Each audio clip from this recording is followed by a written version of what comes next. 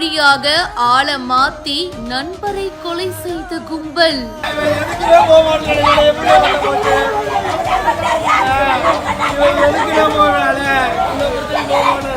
சிவகங்கை மாவட்டம் மானாமதுரை அன்னவாசல் பகுதியை சேர்ந்தவர் காளீஸ்வரன்.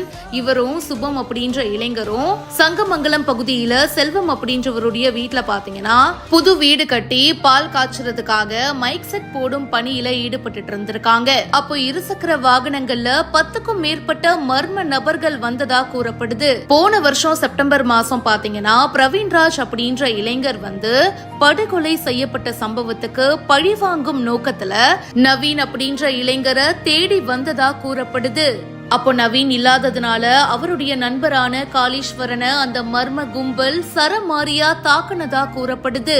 காளீஸ்வரனை அரசு மருத்துவமனைக்கு கூட்டிட்டு போயிருக்காங்க. ஆனா வர வழியிலேயே அவரு இறந்து போயிருக்காரு. ஹாஸ்பிட்டல் வெளியே அவங்களுடைய உறவினர்கள் உடலை பார்த்து கதறி அழுத சம்பவம் சோகத்தை ஏற்படுத்தி இருக்கு.